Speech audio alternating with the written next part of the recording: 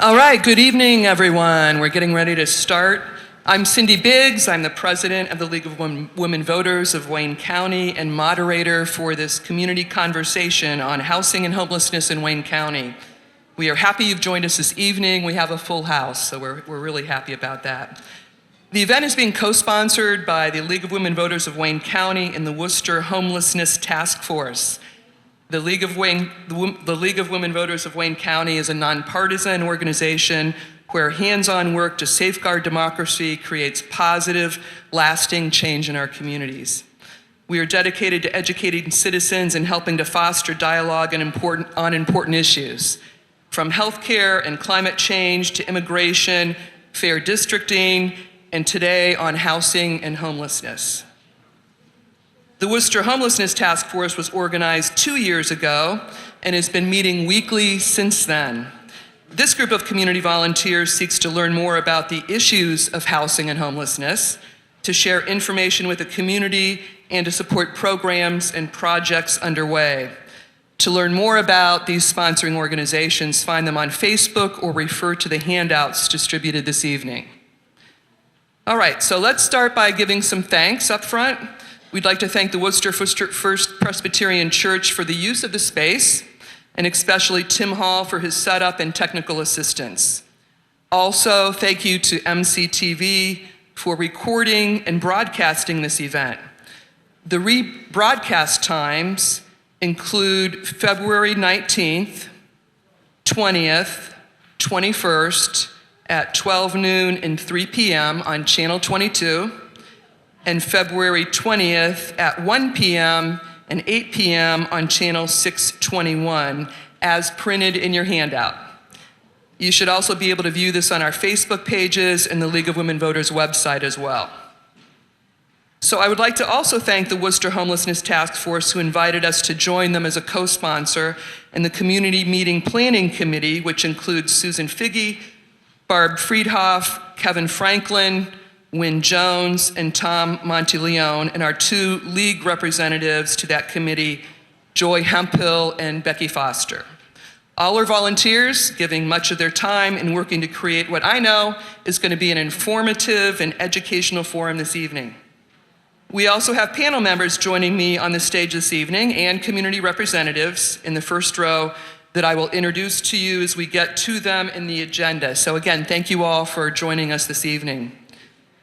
We're going to begin this evening's forum with presentations by our three panelists, and then we're going to move on to questions submitted in advance by the public. Given the current state of COVID in our country, we chose this, quote, questions in advance format to allow everyone to participate without the need to attend in person. So questions will first be referred to the panelists and open then to the representatives from the community organizations and government who have joined us here this evening. The forum content is the property of the Worcester Homelessness Task Force, and written permission must be sought to rebroadcast the forum in its entirety or to print excerpts of it. There should be no private sound or video recording of this event. Okay, so let's get started.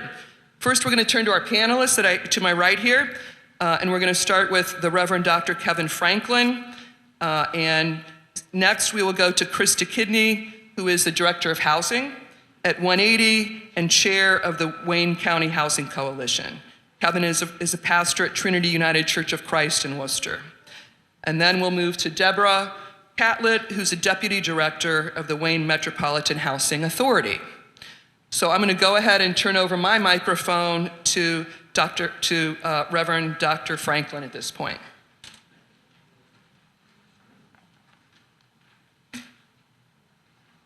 Good evening. Thank you for being here this evening, and I want to give the disclaimer that I have never been homeless, and so I feel a little uncertain about talking about homelessness.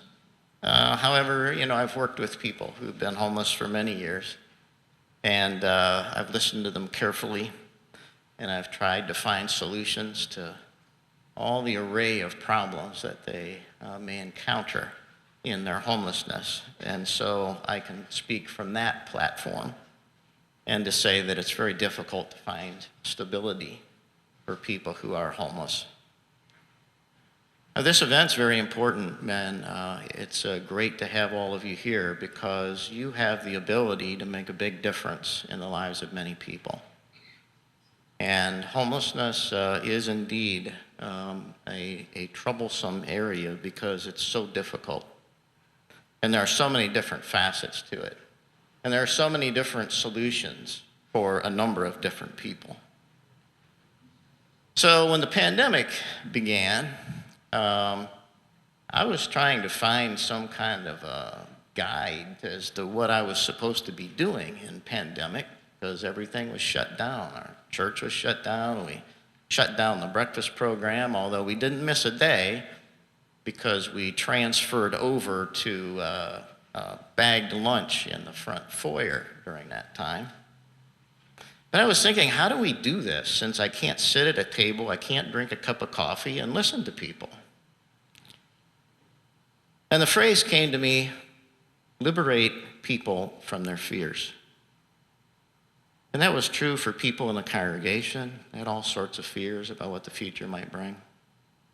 It was especially true for people who were homeless, who were on the street, because they didn't know what this meant to them. It meant that everything that they ever relied on was locked down. And where were they going to get the things that they needed to continue to sustain their lifestyle? So today, I know that all of us have this continuing life struggle with the anxieties of life. And I want you to think about that word anxiety when we talk about homelessness and how it is that you might help us be a part of liberating everyone from their fears. We have a breakfast program, and you know, the one thing that Jesus called the church to do was to feed hungry people. And so that's why a group of people started it in 1995.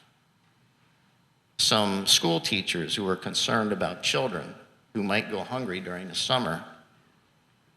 And so many people from the community began to come that they could not shut it down in the fall. And it's been going ever since then. Liberate people from their fears. So when I have a cup of coffee in the corner of the fellowship hall while breakfast is going on, that meal is a pretext so that you get to know other people, so that you have conversations with people that know things that you don't know. It's a pretext for alleviating fears. And to realize that everyone is a child of God and deserves to be treated that way. We invite our family around a table.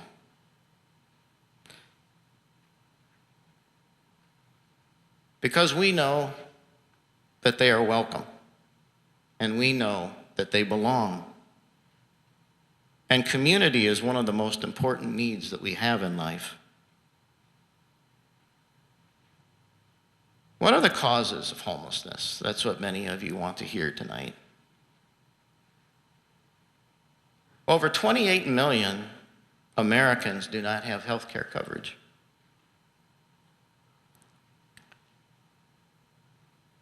Less than half of Americans have enough money set aside to cover an unexpected $1,000 expense.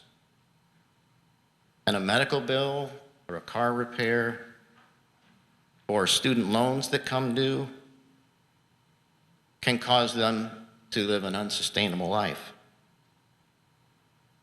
We can obviously say that half of all Americans are at risk of becoming homeless. And the path to homelessness often begins with a dependency on a family member for your shelter and your care. And when that family member is no longer able to care for you, if they have a car, they use their car as shelter. And the next thing that happens is you can't maintain your car. It might be inoperable or unlicensed.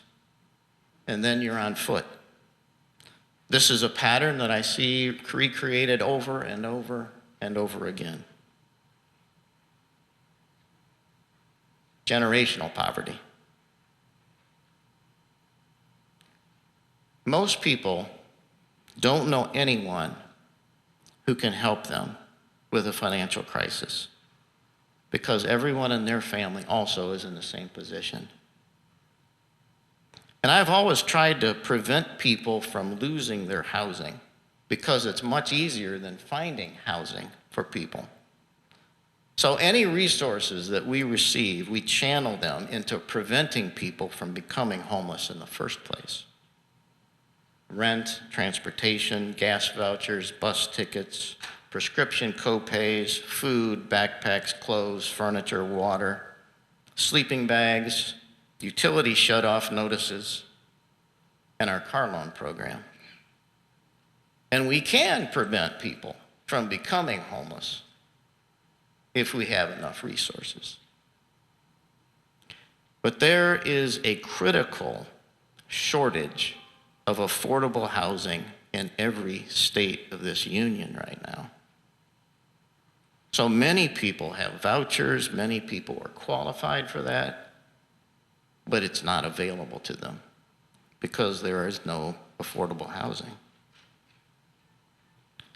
Also, the majority of people who become homeless have suffered some kind of health-related problems that cause them to be unable to work for a period of time. I grabbed statistics from the National Institute of Health who cover these kinds of things. And a recent National Institution of Health study said that the average lifespan of a homeless person was shorter by about, you can think of a number, but it's 17 and a half years. The average age of death of a homeless man is 56 years old and 52 years old for a woman who is homeless. We pay a terrible price for homelessness. And I have seen so many people die prematurely because of untreated illnesses.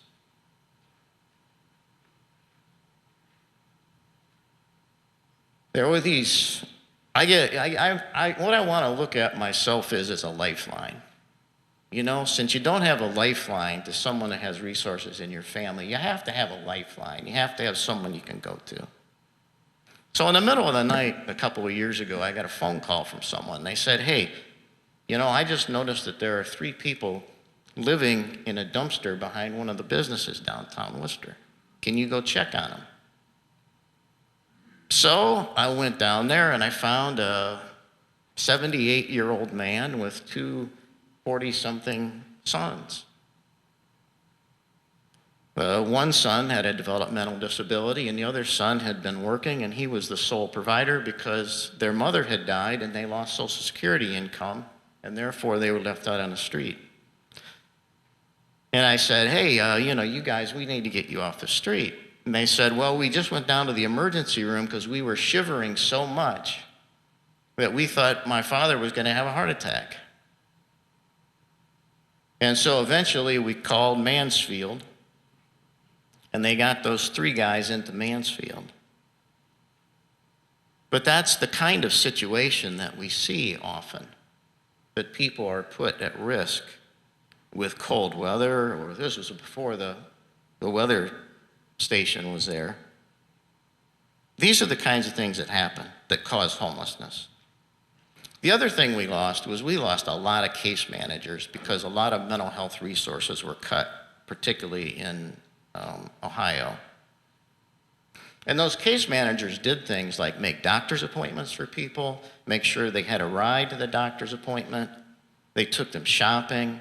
They stopped into their apartment to make sure that they weren't being taken advantage of by someone, and also that they were keeping their apartment the way it ought to be. They were a lifeline for these folks. And as we started to lose those people who, with just a little bit of help, could stay in their own apartment, they lost that critical caregiver when the services were cut. And I saw so many of those folks unable to have a stable life because of those cuts. They didn't have someone to do basic problem solving with them. They didn't have a lifeline anymore. They didn't have safety anymore because they didn't know how to tell people no when they wanted to stay in their apartment. So truly, the best resource at a community meal is the other people who come there. Because people come there because they know that they go there to encourage their friends. They go there to share information with their friends. And there are reviews on the street about all sorts of things. They are there to sell them where you can really get help. We had a college student do an independent study a few years ago, and he did it on how anybody that goes to a community meal program finds the best resources from the other people that come to the community meal program. And I've found that to be true. And I rely on that. And I connect people because they know those problems. They know how important it is to resolve them. I want to tell you too today that, and I said I've never been homeless, but I've seen it. Being homeless is hard work. And you have to strategize where you will get something to eat, where you can find a restroom, where you're going to sleep that night, how to change your clothes, where you clean up. And it was even tougher during the pandemic because all the fast food shut down. And as you know, you had to have a car to drive up to the outdoor ordering place. And so they couldn't even get into McDonald's or any of those kind of places to go to the bathroom to get cheap food. The library was closed, the public buildings were closed, churches were closed. So where do you go? So the Homelessness Task Force, their job is to think about problems that people have and to fill the gaps. We're just trying to fill the gaps of service in the community. And so a couple churches came together and they put up a porta pot near where most of the meals are. But before that, it was pretty bad. But we don't even realize those little inconveniences make a big difference in a person's life when they live right on that edge. So usually a backpack is all you need to carry everything you need. So I want you to have a little mental exercise about what would be valuable enough for you to carry with you all the time. Think about if you had to go into your house and you had to fill up a book bag and that's what you were going to have. Well, you'd probably want your ID, you'd want your medical card, you'd want your food stamp card, you'd want your personal papers. So many people have photos of their children and their family that they don't want to lose and they carry it with them. Some people, if they want a luxury, they carry a book and they're willing to have that little bit extra weight, so they have that with them. Would you take a sleeping bag or would you settle for a blanket at night? Would you take a pillow with you? Would that be worth the space that's in that backpack? So where would you find shelter if it started getting dark, if there was a downpour, if there was a massive snowstorm? Where would you go? Try that exercise the next time you walk around Worcester or you walk around the neighborhoods. How would you get out of sight? Where would you go? Not everybody's Rambo. Everything might get wet. Many people, they start all over. And you might hide some things in a bush or to go into a store, and when you come out, you find out that your bag is gone. Or you might put something somewhere else and it's gone and you lost all your paperwork. Just this last week, I had a woman who has cancer. She goes down to the hospital regularly for chemo treatments. She's homeless. She said to me, I put my bag down and now it's gone and I have to start all over again. And she said, I'm so tired of having all of my things stolen and having to start all over again. I talked to another man this week. He has an opportunity to go out of town and we'll help people to get back and reunite with family members.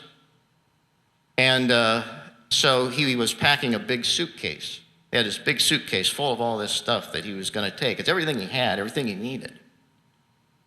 And he put this suitcase concealed in the back of a building of the store he was going into. And when he came out, everything was gone. And he had to start all over again in a new way. So, what can I do to help? That's music to my ears. That's music to all our ears that work in agencies or in social service. What can I do to help? So first, I think we all have to recognize that these problems are systemic. We can't cast blame on anyone. We can't cast responsibility on anyone. And it's great to have you here because we're all responsible. We're all part of the solution. But one thing that you can do is you can pay attention to government policies. Just because a policy doesn't affect you directly, it does affect you indirectly. So be involved and be informed about what is happening at each level of government, the local, the state, and the federal. And decisions that are made at those levels have a huge effect on the everyday well-being of communities like Worcester. Homelessness is a systemic issue. Towns like Worcester are witnessing the direct effects of social service cuts at the state and the federal level. And we are not equipped to deal with people that have severe mental illnesses. Unfortunately, the face of homelessness so often is an encounter that someone in the community had with someone that had a serious mental illness. And they were yelled at, or they felt threatened, or they saw them walking out in front of cars. And by the way, I have seen so many severely ill people get hit by cars because they don't even look when they pass. They go through a road. We've had severe cuts to mental health care, and that's partly what we're seeing here. It used to be that the police could come and they would take somebody for a wellness visit. They would go to a place where they would get care, get back on their regimen, and they would come back and they could go back to whatever style they were accustomed to. But now I can tell you, I see it over and over again. They get picked up, they go to the emergency room, they might get pink slipped, they go to a mental health facility, and they're there maybe 3 days. And they are right back on the street doing exactly the same thing they did the day they picked them up. There's something wrong. So let your elected officials know that positive solutions to homelessness are important to you. Challenge policies that are harmful to people who are homeless, and advocate for policies that will be helpful for people who are homeless. And advocate for resources. We fill the cracks, but there are too many cracks for all of us to fill now. And we can't do anything about some of these issues. It can only be done in a managed fashion. So it's all about connection. It's all about community. It's all about knowing people. It's all about feeling comfortable with someone. And if you want to do good, even if you give someone a simple smile, give them a smile. That produces the common good. That relieves people's anxiety. That lets them know that you can be a lifeline. And a home is more than having a shelter. It means that you have a place in the community. I know people who've waited years to get off the street through the voucher processes. And they are so happy and so proud when they get an apartment. And I could tell all sorts of stories about those celebrations, but I can tell you two. There was one guy, he was on the street for a couple years. And one of the great things that people do in the community is that they put together these plastic mats out of plastic grocery bags. That's a great thing. It keeps you safe and warm and off the street. It keeps you out of the water. It's a great thing. And so he had this one that he slept on the concrete for 2 years. So finally, I went to celebrate with him when I went to his new apartment. And I looked down, and he had that mat laying right in front of his kitchen sink. And he said, "That's my reminder." I had another guy, I was helping him pack his backpack. And this little plant fell out of his backpack. It was like one of those little ceramic bottoms on it. And it was a little ficus plant. And I go, "Geez, man, why are you carrying a plant around in your backpack?" And he says, "Oh, I've got to keep that because that's going to go in the window when I get my apartment." And I can tell you the people on the street, as rough as you might think they are, they've got a talisman somewhere. They've got something that continues to give them hope. And they have to have that. We have to give that to them. So creating caring community is the most important thing that we can do, if you're asking. To network, to meet people that you would otherwise never have encountered. I never would have imagined that people have the challenges that I see them having unless I saw it with my own eyes, unless I cared about them. How can you help people feel that they matter? How can you help people on the street feel that they belong here? I always say compassion is common sense. And compassion works toward the common good, and it liberates people from their fears. So do not be afraid. I think Jesus said that first. He said it many times over. Do not be afraid. Don't be anxious. People make bad decisions when they're anxious. When they make decisions out of fear, that never turns out well. Make your decisions out of hope. Put a little ficus plant in your backpack or something. But do everything you can to bring peace to people. People need community. People need a place to be able to relax. People need a lifeline. When they get stuck, you can be that person. So Monday through Friday, I'm going to step in the corner of the fellowship hall again. I'm going to have a cup of coffee in my hand. And I hope that you come and stand by me.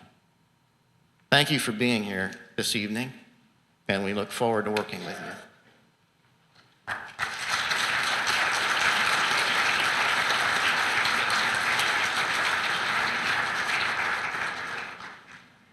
Thank you. We'll have Krista Kidney speak next. Thank you all for coming. I'll provide the same disclaimer that Reverend Franklin provided. I myself have never been homeless. I have worked in the field with the population for a little over 16 years now. So I've seen some things, heard some stories, and as Reverend Franklin said, this is a population of very resourceful and resilient individuals.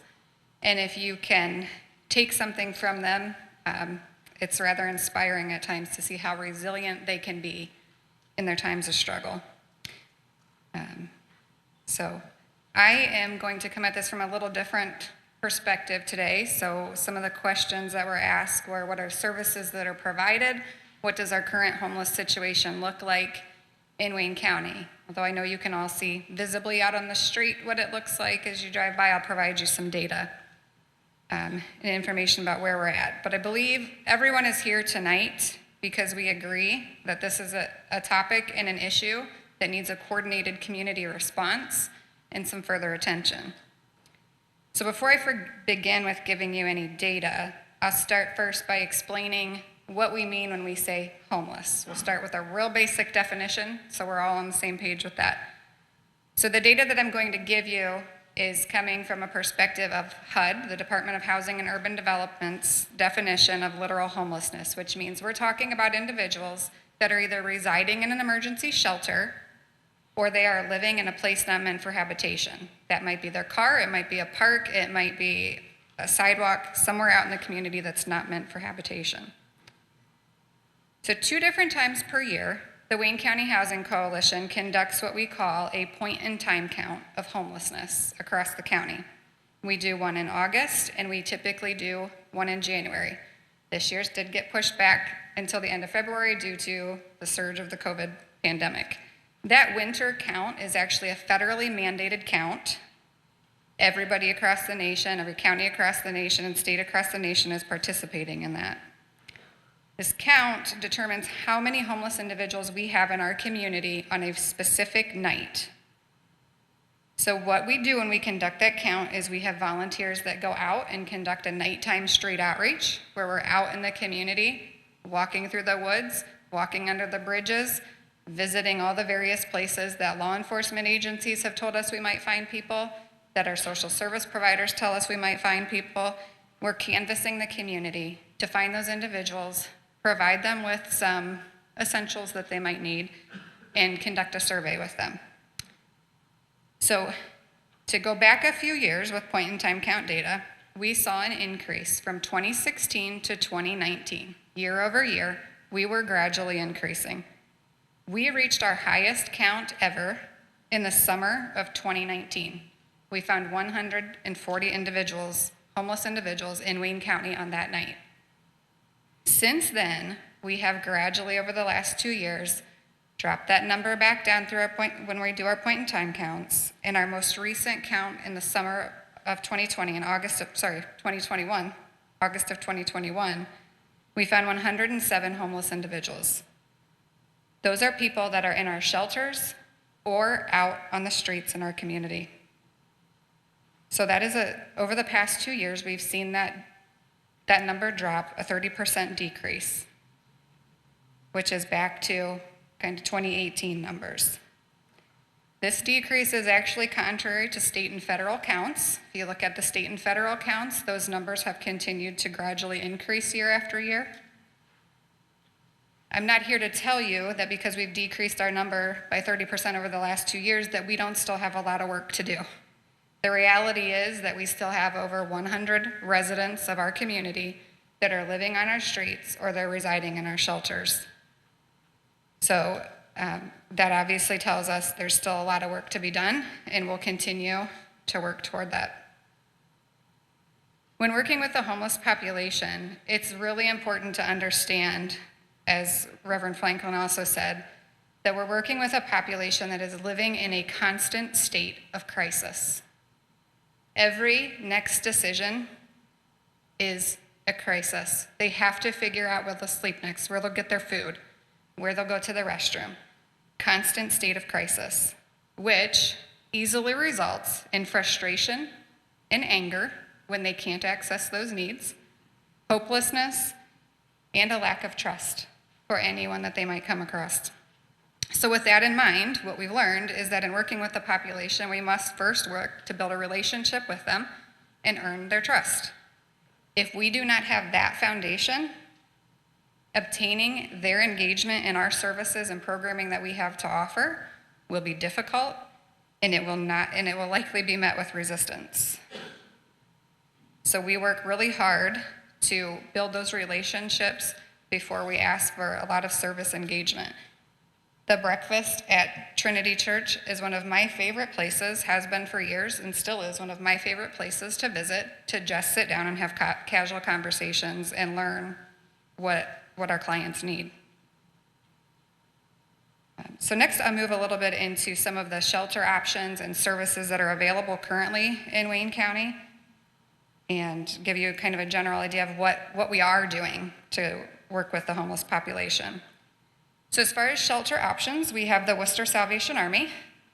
It's a 37-bed shelter that can host homeless men, women, and families. We have the shelter at OneEighty as well, called Julia's Place. We're operating at about a 35-bed capacity at this point.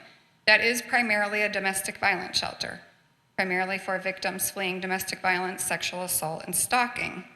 But we do have 11 beds that are funded for homeless women and children in that shelter. In the wintertime, so right now you may be hearing about the severe weather shelter that's open. That is a program, a joint effort between Wayne County Housing Coalition, the Worcester Homelessness Task Force, Salvation Army, United Way. So it's a combination program where when the feels-like temperature drops below 20 degrees in those overnight hours, the gymnasium at the Salvation Army is opened, and anyone that needs a place to come in and get warm and a cot to sleep on can come in and spend the night. So we are open tonight. It is our 41st night for this season, for this winter season that we have been open, and we have averaged 15 guests per night so far throughout this winter.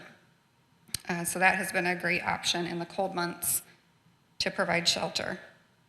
Another service that's available to the homeless population is the living room, again at the Salvation Army, and that is a homeless day center. It's an easy way to refer to that. It's open on Monday through Friday from 10 a.m. to 3 p.m. People are able to come in, get a shower, do their laundry, have lunch. There's a case manager on site that they can access to help them with whatever needs they might have. And there's a large variety of service providers that also come in and provide services on site for whatever those needs might be. Could be medical needs, could be mental health services, could be housing services. Lots of providers use that as an on-site service location.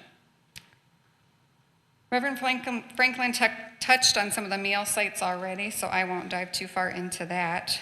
And then another service that a lot of people don't always think about is where can our homeless population obtain their mail? Where can they get the letters from our agencies that they need? Or where can they get the letters from the courts or their check from social service, various items like that? So Wayne Metropolitan Housing Authority is kind enough to invite our homeless population to receive their mail at their location. They can use that as their mailing address, and they can go in and pick their mail up each day, each week, however often they decide to. So if we have a Wayne County resident that has a housing need, common question is, who do I call first? The answer is we have 2 points of entry into our homeless response system in Wayne County. That is the Worcester Salvation Army and OneEighty. Anybody could call one of those 2 places. The same intake will be completed, the same questions will be asked.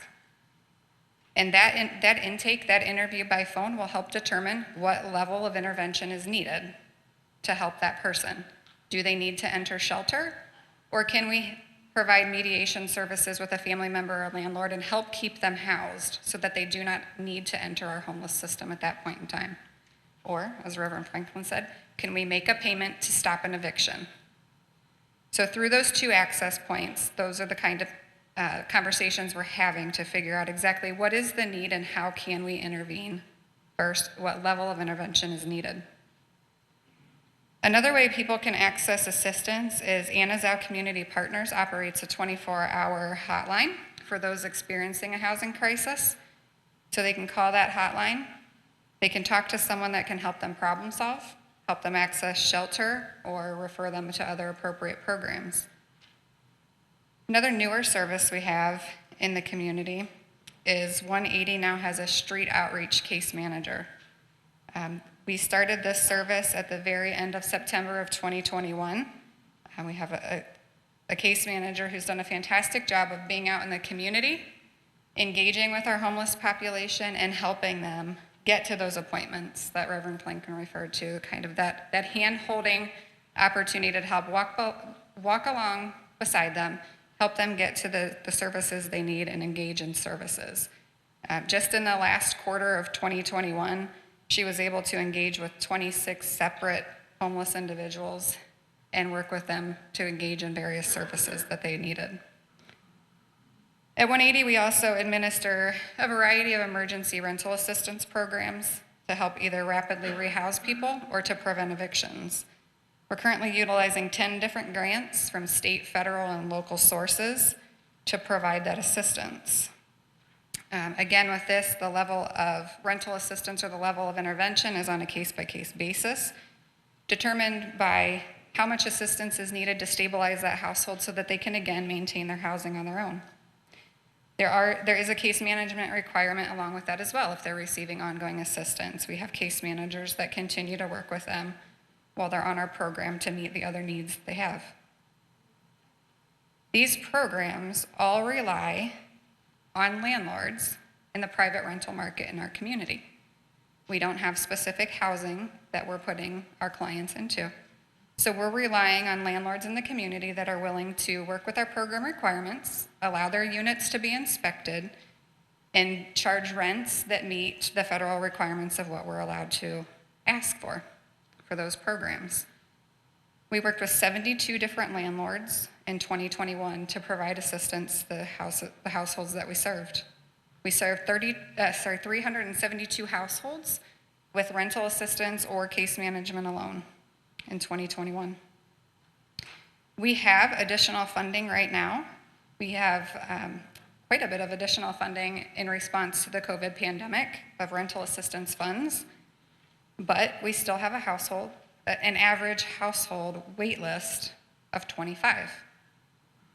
The reason for that is we do not have housing available in the community to place all of these individuals or households into as soon as they experience a housing crisis. So although we have funding available, we still are having people wait. Our average wait time from the time that someone comes into either the Salvation Army or OneEighty and presents as homeless to the time that they're housed in our community right now is about 45 days. So that's 45 days of, I'm not sure where I'm going to go tonight if I don't have a shelter bed available. Deb Catlett from the Housing Authority will speak a little more about program requirements and rents, so I'll leave that piece to her. There's other rental assistance in the community as well, provided by Job and Family Services, Community Action, Anna's Owl, People to People, St. Mary's. The Counseling Center also has specialized group homes and housing available for the clients that they serve. And I'm sure I left out some other options. We have lots of different types of assistance. In working with the homeless population, I have seen so many success stories throughout my career, but I have one from recently that I would like to share with you here quickly.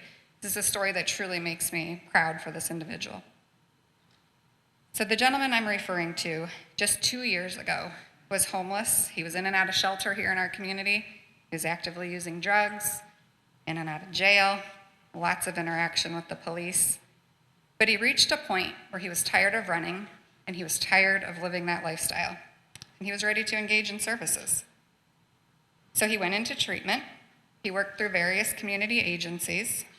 He got himself clean and stabilized. Today, he continues to remain drug-free. And just recently, he reached out because he wanted to give back in a way that he could possibly impact those that are currently where he was just 2 years ago. He's working 2 jobs right now. One of those is at a local shelter, and he's going to school for social work. He hopes to be a peer supporter or a counselor in the near future, where he can share his lived experience and offer hope to those that are still struggling. It's amazing work that he has done. Again, resilient. So as I wrap up tonight, I'd like to leave you with a few thoughts to consider. The Wayne County Housing Coalition, Worcester Homelessness Task Force, and our dedicated service providers are working alongside those in our community that need us most to help them change direction in their lives. I'm excited about some new initiatives that are on the horizon to more directly target housing for homeless persons. But as a community, we need to focus on increasing the available housing for extremely low to moderate income households if we truly want to end homelessness in Wayne County. This is a community problem, and it will require a full community response. As we plan for future solutions and begin to weigh the costs of providing additional housing in our community, we must also consider the cost of homelessness as they exist right now. Homelessness is costing lives too soon. It increases the likelihood of chronic health conditions, behavioral health care needs, children's services involvement, and criminal justice system interactions. All of those result in higher public costs and poor outcomes for our individuals experiencing homelessness. As a community, we must decide which costs we are willing to incur in the coming years if we want to make progress on this issue. Thank you all again for coming.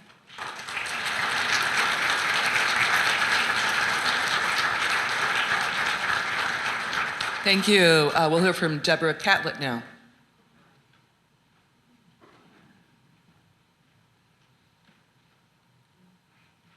Thank you all for being here.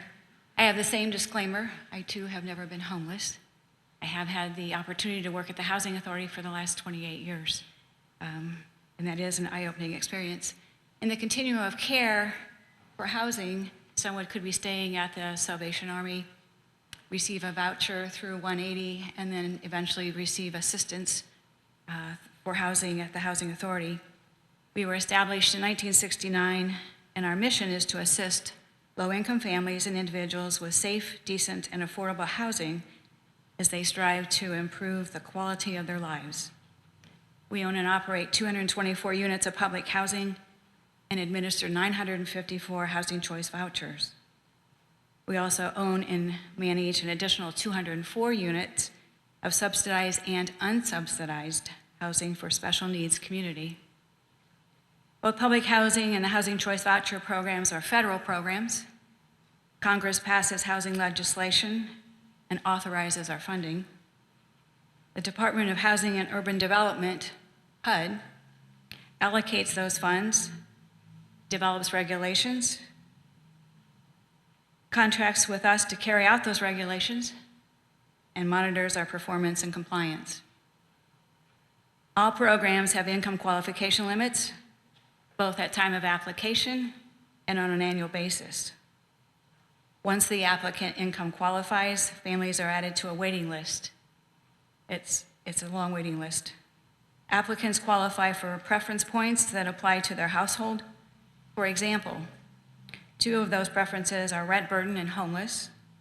Rent burdened families are paying more than 50% of their income toward rent, and families who are homeless lack a fixed, regular, and adequate residence. Participants for all programs will pay at least 30% of their income toward rent and utilities. HUD publishes the income limits for all programs annually, as well as the fair market rents for the housing choice voucher. And a fair market rent is the most that can be paid toward that house. Public housing was established to provide decent and safe rental housing for eligible low-income families. Public housing properties vary in size and type, from single-family houses to high-rise apartments. Low income, or 80% of median family income, for family 2 in Wayne County is $45,850. Public housing allows pets, but does not provide additional subsidy for those. The voucher program is the federal government's major program, offering assistance to very low-income families, affording them decent, safe, and sanitary housing in the private market. When voucher housing assistance is provided on behalf of the family or individual, participants are able to find their own housing, including single-family homes, townhouses, and apartments. Very low income, or 50% of median family income, for a family in 2 in Wayne County is $28,650. The family would qualify for a 2-bedroom voucher with a HUD-published fair market rent of $787 a month for rent and utilities. The Housing Authority recently received approval for an expedited regulatory waiver from HUD to increase those fair market rents. So effective March 1st, that would be $866 a month. This waiver is good through the end of this year. 1 and 2 bedrooms make up 77% of the voucher program. Individual landlords in this program decide whether to allow pets in their units.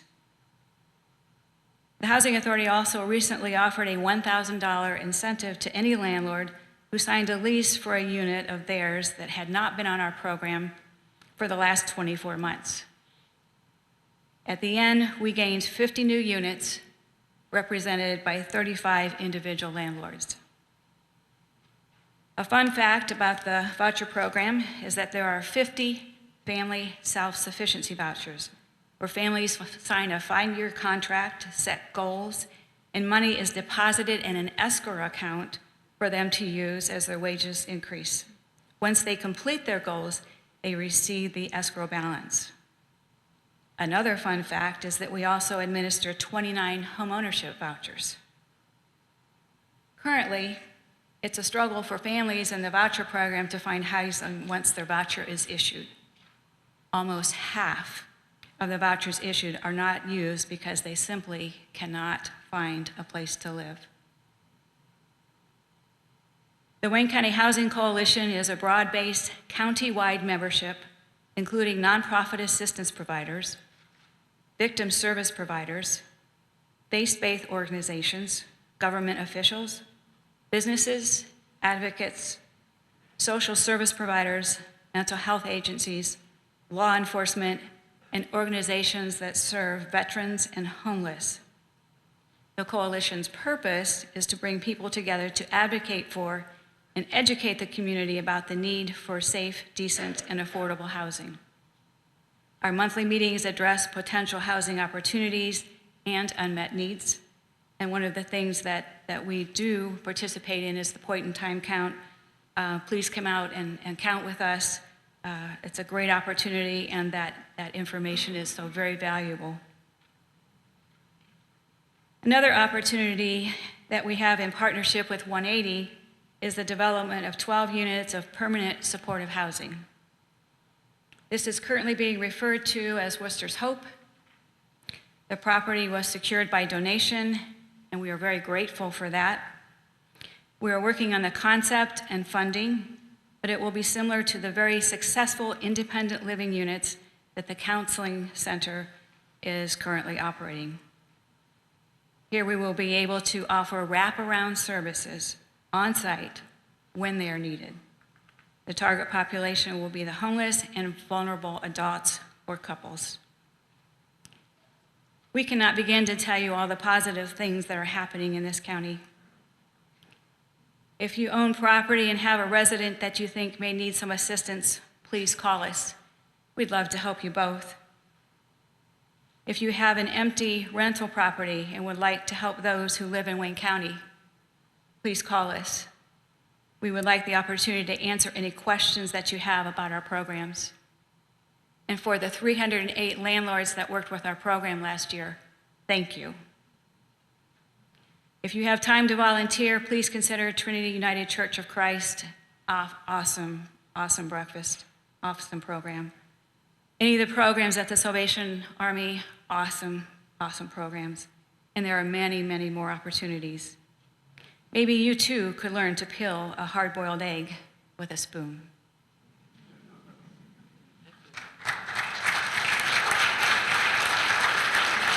Thank you. Okay, now we're going to turn to some questions submitted by the public. Again, those questions have been screened, combined, edited for clarity from when we receive those. And we'll ask the panelists, I'll ask the panelists first if they want to respond to the question. If not, we'll turn to our community representatives out here. And they will be limited to just a couple minutes, 2 minutes, to answer questions so that we can allow as many as we can between now and the end of our forum here.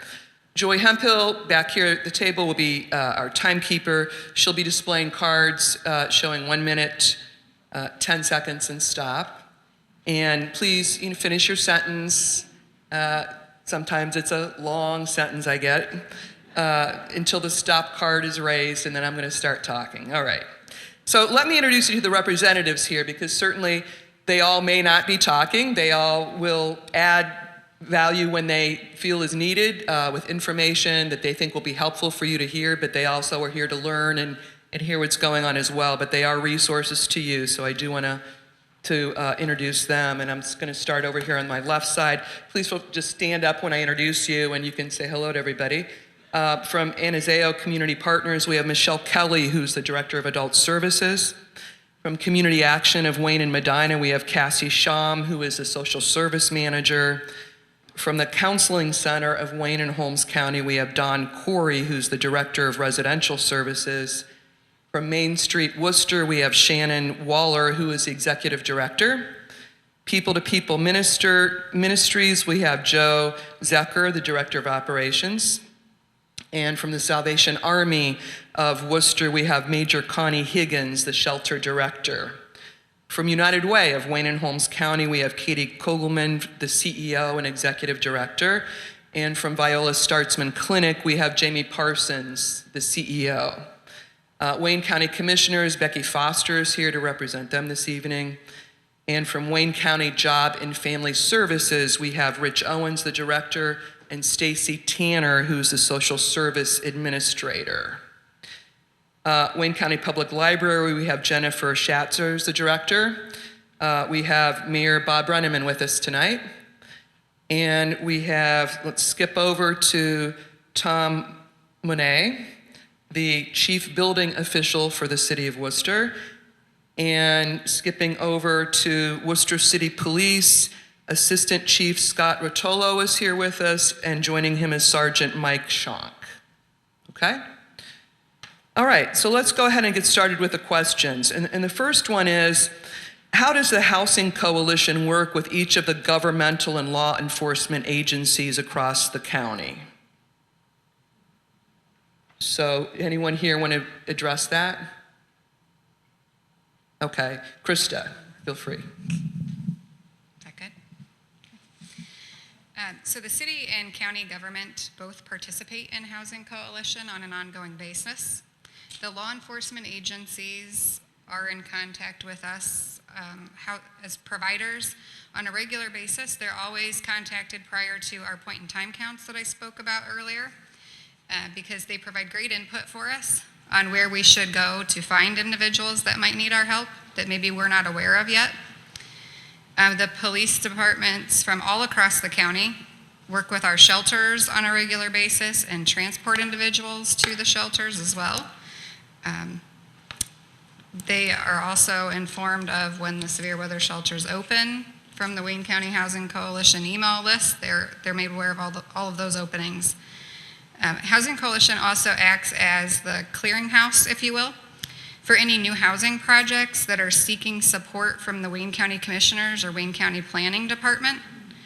So anytime a new project wants to come into town, or we have a local project come to the forefront that is seeking their support, those government offices first ask those projects to present to our Wayne County Housing Coalition, where our membership then has the chance to weigh in on the projects, vote on the projects, and provide feedback to Wayne County Planning and the commissioners so that they can use that input in their final process to determine if they will offer support to those projects or not. So those are a few of the ways that I can highlight that we are in contact with government entities and law enforcement. Great, thank you. Anybody else on the panel? Or not? Okay. Let's go to any community representatives who would like to address that question. Anyone? Okay. Let's move on to a next question. What is considered affordable housing? And what type of affordable housing, parentheses, apartments, single-family homes, other, end of parentheses, is most needed? And how can affordable housing be increased across Wayne County? So again, anyone on the panel? Krista? Okay. So the simplest definition that I can offer when someone asks me what affordable housing is that affordable, so the federal government's definition is that housing is affordable when it consumes no more than 30% of a household's income. So affordable is relative based on what your specific income might be. So I'm looking at the other pieces of the question. How can affordable housing be increased across Wayne County? We need developers that are interested in developing in this community. A lot of those types of affordable housing units would also mean that we would need service providers willing to work with those units, which we have that here. And then what type of affordable housing is most needed? I think if we had to say specific unit sizes that are needed in Wayne County, 1 and 2 bedroom units are in great demand right now. Okay, anybody else? Any community representatives who have any additional information to share? Okay. Come on up and just briefly say your name and your agency again. Thank you. Katie Kogelman from United Way. I actually provided this at the back table. It gives a survival budget of different families. So it's if a single adult or 2 adults and what they're making. So if they make $14 or $16 an hour, the affordable rent would be $575 for that family in Wayne County. So this is at the back table if you have any questions about this. And this is really guided towards what you may typically refer to as the working poor, but it's people in our community who do work but are 1 or 2 paychecks away from being in this 100-person count. And right now, that's about 16,000 people in our county that are just a paycheck or 2 away from that being completely homeless. Great, thank you. Anybody else? Any other comments? Okay. Next question. What are the primary issues affecting homelessness, and what initiatives are currently underway to address it? So anyone here on the panel want to get that question? Okay. Some of the community representatives to talk about, again, any of the primary issues affecting homelessness and what initiatives are currently underway to address it. Jamie Parsons, the CEO at Viola Startzman Clinic. Go ahead. I think everyone's being shy because there are an awful lot of initiatives being launched right now to address this, so I'll get us started. I'm not shy. Healthcare is both a cause of homelessness and a byproduct of homelessness. And so at the Viola Startzman Clinic, some of the things that we are doing is, as always, we provide affordable and/or free healthcare to our community members who qualify for that. But we've gone a step further, and one of the things that we have really realized in the last year is that lasting change is only made through relationships. And so we have started investing. We're not funded in any way to do it, but we started sending caseworkers down to the Trinity United Church of Christ breakfast, just to be present, to get them to trust us, to get them to know us, because we realize that, as Reverend Franklin said, a lot of these folks have healthcare issues, psychiatric issues, that unless they trust you, they're not going to let you touch them. And so for over a year, we just built relationships. And then in the last couple of months, we've started sending a nurse practitioner who's certified in both adult nurse practitioner and psychiatric nurse practitioner care. So she can start peeling back some of those layers of the onion for people who trust her. Reverend Franklin and his church have graciously offered us a room in the bottom of the church that we put an exam room, and so we can actually provide care on site. Because getting them a half a mile up the road was sometimes an impossible task. But if we can get them while they're there, we can start taking care of those health issues that also roll over into mental health issues that are often the barriers to getting them where they need to be from an employment standpoint or a housing standpoint. And so it is very slowly taking shape. I think I have a couple seconds left that I'll tell an anecdotal story. This week, we had a patient who we met at the breakfast program who came into our clinic thinking that he just had a sore on his foot. Today, he had to have his foot amputated. Those are the types of issues that we're dealing with, and if we can get to it earlier, we can help in bigger ways. I got this. Great, thank you, thank you. Good, thanks. Anybody else? Any additional information to share? Michelle Kelly, the Director of Adult Services from Anazao Community Partners. Good evening. We too are working on just recognizing the importance of that relationship and removing the barriers for mental health and behavioral health services, particular, that coming to an office and having to do a bunch of paperwork at an office is often a barrier and obstacle. So we are looking at, in March, launching out where there will be a provider who can go to the breakfast church, go to the Viola Startzman Clinic, go to the library, and literally do assessments and start providing some of those services with the goal of then being able to move them into more, office-based services that get them. So we recognize that trust, and I think you're hearing that as a theme tonight, and so, even as community members, when you are coming in contact, you can be, if you've developed some of those relationships, you can be what we call a warm handoff.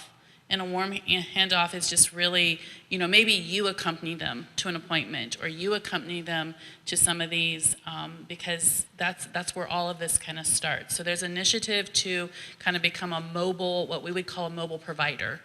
And we're really excited to get that started. So that's just another initiative that's happening. Great, thank you for sharing that. Anybody else?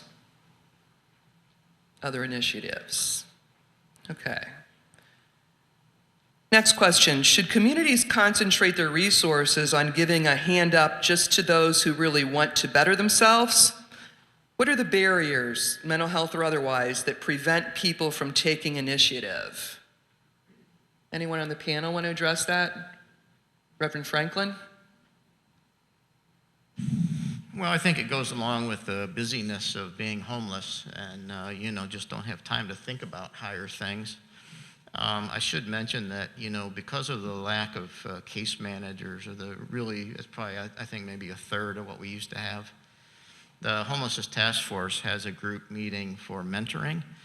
And so we have a social worker who's doing a series of trainings for people to serve as mentors at the breakfast program and sit and talk to people to handle some of these, kind of problem-solving skills. And so we're hopeful that, people will have that warm handoff and have somebody to do some basic problem-solving skills, really.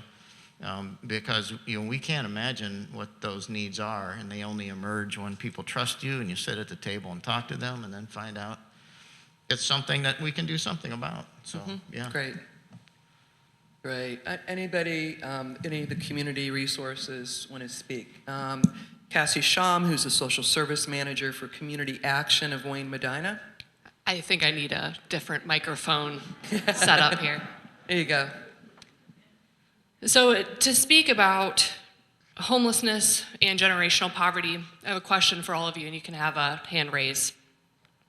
Do you think that living in poverty would be traumatic? And if you agree with that statement, would you raise your hand? Do you know what trauma does to your brain over a long period of time?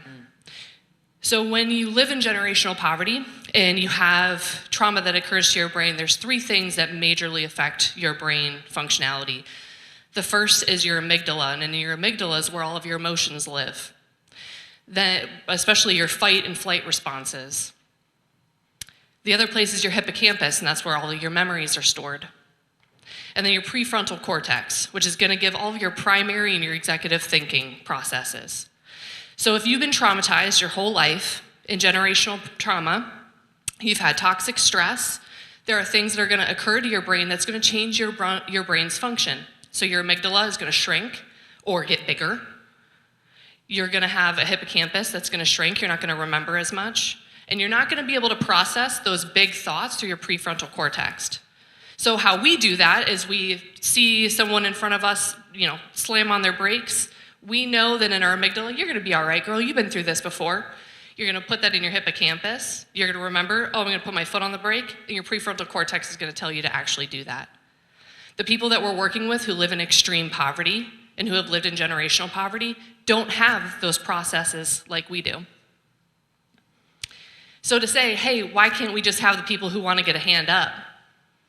It's not as easy as that. And all of our brains don't work as easily as we assume. And we can't open someone's brain and look inside and say, that's why that's happening to you.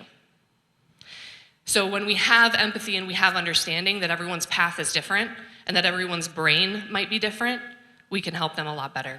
Thanks. Great, thank you. Thanks. Anybody else would like to speak from the community resources here? Good. Next question. How is the issue of loitering at places such as a post office, city parks, businesses, the library, etc., being addressed? Anybody here at the panel would like to talk? No? Anybody from the community representatives here? Jonathan? Sure. Oh, that's not Jonathan. Okay, you're not Jonathan, you're right. That was my bad dream, was like people are going to switch their name tags, right, on me, and I don't know who they are, so thank you. And I don't think I'll need to adjust the microphone. I'm going to answer this question. Do you want to just introduce yourself here first? I'm Scott Rotolo. Yeah. I'm the Assistant Chief of Police. Thanks. I'm going to answer this question very literally and technically. The word loitering, loitering laws in general are unconstitutional. We cannot go around the community and look for people who are lingering or just hanging out and contact them for the sole reason of them lingering or hanging out. What we do a lot of, though, is we will answer calls for service from private businesses who, for whatever reason, anything from somebody shoplifting to having an issue with the person who will call us, and that could be a trespassing issue. And that's the point at which law enforcement can become involved. Also from our standpoint, as far as just in general to create a sense of safety and security in the community, we're constantly trying to be as many places as we can.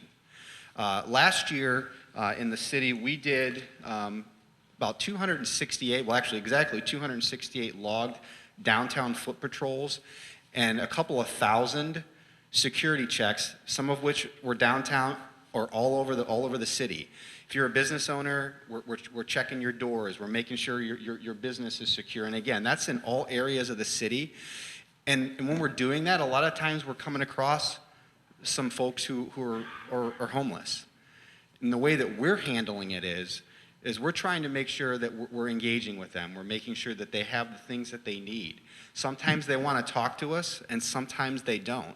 And it goes back to some of the points that were made previously about, it takes some time to gain some of these folks' trust.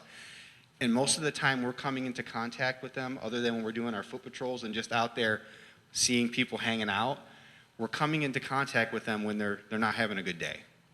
Somebody's calling on them because they have either actually committed a crime or they've been perceived to commit a crime. So thank you very much. Thank you. Anybody else from the community group? Yes, Major Connie Higgins, the shelter director at the Salvation Army of Worcester. I have a 3-tiered list here of people that I need to figure out where you are from. So Thank one of the you. ways that this was addressed, I think, was the concept of the living room at the Salvation Army, our homeless drop-in center, which is open from 10 to 3, Monday through Friday. And anyone can come in. We don't screen in any way. They can come in, they can just chill out and watch TV, they can use the computers, they can take showers, they can do laundry. So I think that has helped to address some of that, and thanks to the support of the city and the county, and to allow us to do that. Thank you. Yeah. Any other community representatives on that particular one, or anything additional to add that maybe you didn't have time to say earlier? Okay, Michelle. Kelly, the Director of Adult Services and Anazao Community Partners. So another service that is available is we have a behavioral health liaison. And so when I hear loitering and when I hear that kind, I know that sometimes it's maybe odd behaviors and things that people are seeing, whether it's customers, whether it's staff in stores. We have someone that can come out and kind of do some education, because many of them, many of these individuals, due to some behavioral health issues, they may not present like what we typically see, and sometimes that can be intimidating. And so some education around how do you engage in that? How do you kind of normalize some of that? We talk about them oftentimes, the trauma response. So how are we approaching? How are we approaching them? How are we speaking to them? And we have somebody who's qualified that can come out and talk to a business, talk to employers, business owners. What do you do? How can you engage in some of that so that it isn't so intimidating and sometimes overwhelming? Thank you. Anybody else here? All right. Next question. Could the Worcester Salvation Army's residential shelter house most or all of the homeless on the street, but cannot because of folks who don't want to abide by their rules? Any comments here? Yes, Major Connie Higgins from the Shelter Director at the Salvation Army. Yeah, Please go ahead. Who else can answer that? Well, currently, knowing that there is over 100 people that are homeless, and we have a 35-bed shelter, that would be impossible. We have families with children, so, there are a segment of the population that probably should not be around children, so we have to be careful. We are a low-barrier shelter, as opposed to a no-barrier shelter, which is happening in our gymnasium. So there is a screening process. There's background checks that are done because of the families, the children that are in our shelter. So no, we could not house all of them. Ideally, it would be great if we could. We don't have the space, but 35 beds currently, hoping to increase that once COVID kind of releases its grip on us, but that's where we are at the moment. Okay. Any other comments about that or any of the other community resources? Okay. The next question is, what interventions exist in Wayne County to protect homeless people from COVID? Krista Kidney from OneEighty. So right after the pandemic started, we quickly, as a community and as service providers and meal sites, were able to obtain sanitizer and masks to be able to hand out to our homeless population that we were coming in contact with. We continue to do that. Those are continually available at the breakfast every morning and at various agencies. We have worked with the health department and Viola Startzman Clinic to make vaccinations available to the homeless population. They've come to the Breakfast Church, to the Salvation Army, to the OneEighty shelter, to our main office at OneEighty. So various sites they've come and offered the vaccines. We also have a quarantine and isolation protocol in Wayne County. If we have a homeless person that does test positive for COVID or has been exposed and needs to be quarantined, we do have a protocol that we follow.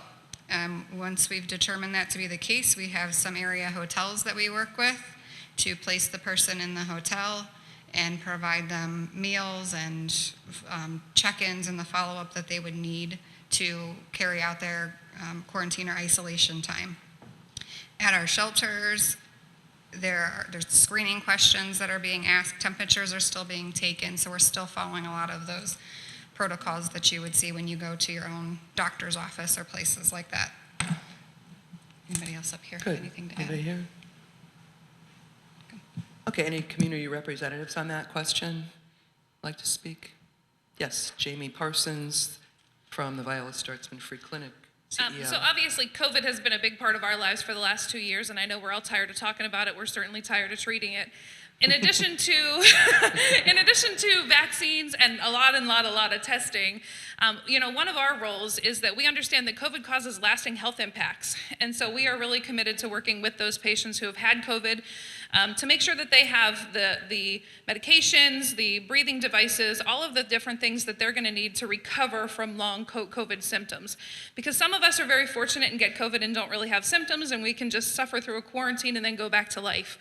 But a lot of the patients that we see who are also homeless have coexisting chronic conditions that make them much more susceptible to very severe COVID infections and lasting repercussions. And so that is one of the things that we are trying to work with other agencies, that if somebody needs a nebulizer for breathing treatments and they're homeless and they don't have a place to plug that in, we have to make sure that they have a battery operated nebulizer instead of one that requires a power source. And so those are all little things that we have to think very differently about when we're treating a homeless population. We can't give them 90 days worth of medications because it's very easy for them to get stolen or lost. And so we have to give them in manageable bite-sized pieces and then have arrangements to make sure that we can get back to them within a short period of time to keep them supplied with what they need. So that is another aspect of COVID that I think is going to be around for a while, even after we can stop living with masks and social distancing. Great, thank you. Anybody else from the community representatives? Okay. Next question, does the Worcester area already have agencies or churches that could, with proper seed money, sustain a shelter with services? Krista, Kidney first? Okay. So I can approach this from an agency perspective. I cannot speak for all of the churches here tonight, but this is a question that has been asked of our member agencies and our social service agencies throughout Wayne County over the past few years.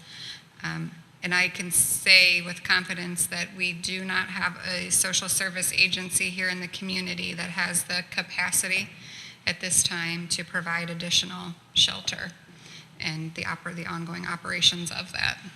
Okay. Anybody else want to speak? Reverend Franklin or no? Okay. Yeah. A number of years ago, we had someone come down here from Medina. They had the Homes Project there, where there's a different church each month, or each week, I guess it is, and they host in the church. But I brought them to the Interfaith Partnership, and we really got few churches that felt they were equipped to handle that at the time. That was probably 10 years ago. But we always talk about the issue, what we can do, but none of us feel that we have the ability to do that. I think maybe with a little help, we've been doing very well with the warming center, and most of those volunteers are from our local churches. Our local churches also supply the meal there. So we've been doing some of those good things, and the Salvation Army is a great place to do that because we also have a little bit of help. So if a church did that, we definitely would need professional help. So that hasn't come about because we want to do it right and we want to be safe. Mm-hmm. Okay, any other community representatives that want to address this? Okay. Are there other communities comparable to those in our county that are successfully addressing issues of housing and homelessness? Krista Kidney? I'm tired of hearing from me at this point. So this is a question that we ask of the state over and over again when we're looking at providing additional services here locally. So there is a coalition called the Coalition on Homelessness and Housing in Ohio. COHIO, as we call it. It's a great resource for reaching out to, they know a lot about services that are provided in other communities in responses to homelessness in other communities. So when we ask regarding a homeless day center, when city administration asked me, can we look into something like a homeless day center, we were sent to Newark, Ohio, to a program there that we were able to go visit, and that is what the living room today and here in Worcester is modeled off of. That was one way that Newark, Ohio responded to homelessness. When we began looking at the permanent supportive housing project that Deb mentioned in her presentation, the 12 units with wraparound services, we were pointed to Delaware and Butler counties who had similar sized projects to serve the population that we were trying to serve. So we looked at those projects where we have a concept that's very similar to theirs.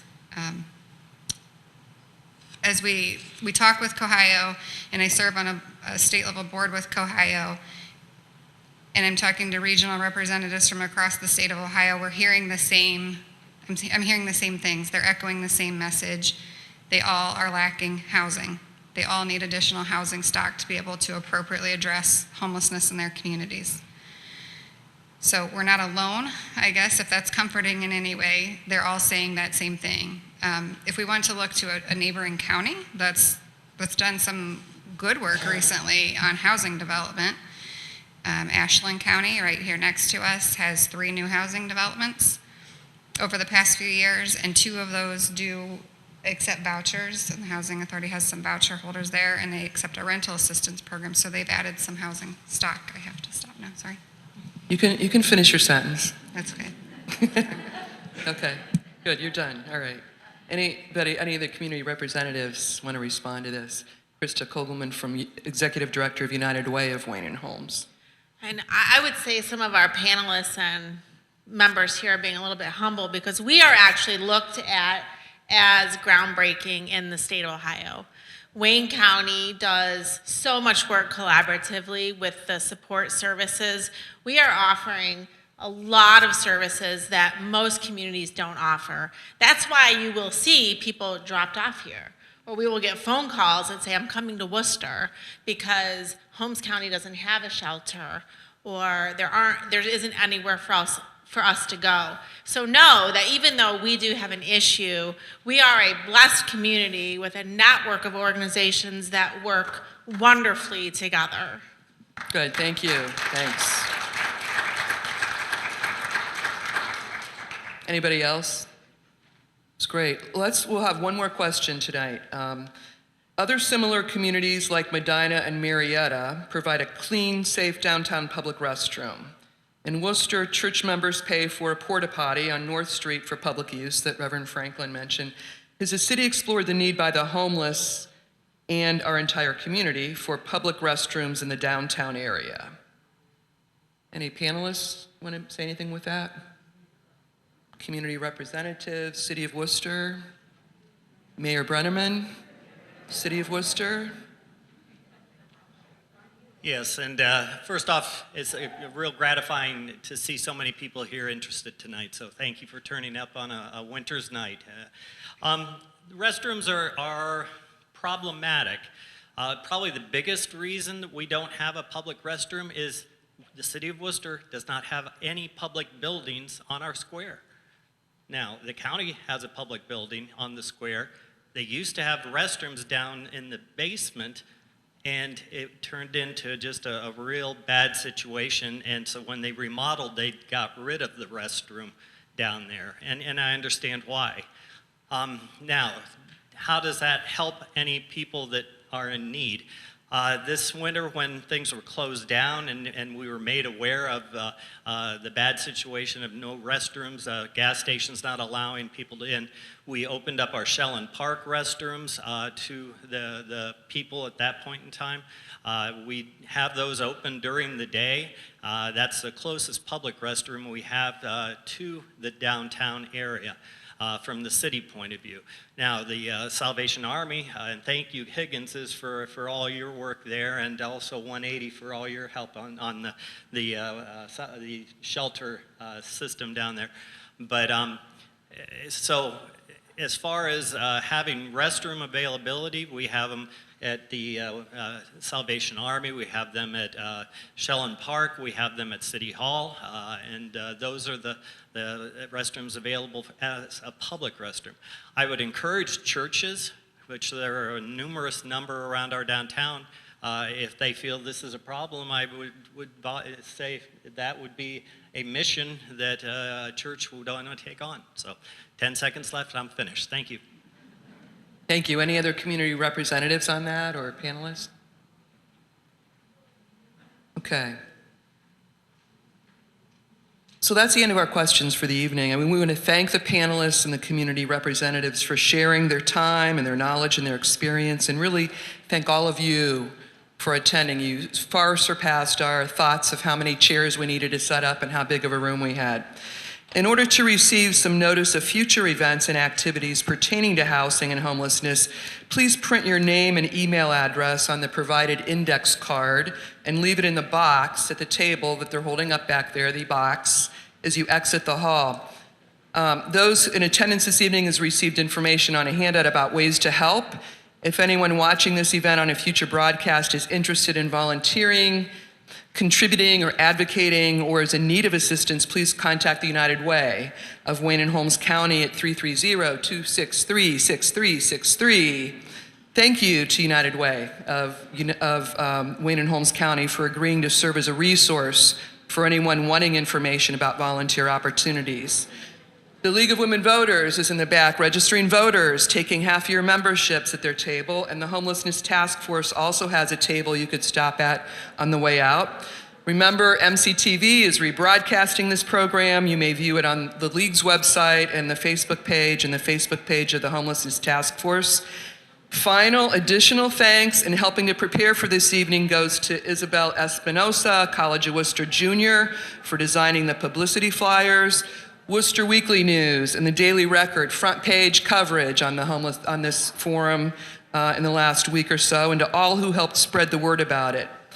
Thanks to League member Kate Freed-Simpson for underwriting many of the League's costs incurred in our educational programming this year, and thanks again to the panelists and community representatives, and to everyone who submitted questions, and for all of you attending this evening. So remember, you have the ability to make a difference. We have together the ability to create a caring community and form relationships with people and become a mentor. Think about joining me and many other people as we start this conversation, and we'll continue to have more forums, hopefully in the future, to continue to address this issue. Thank you again for joining us this evening. Have a good evening. Good night.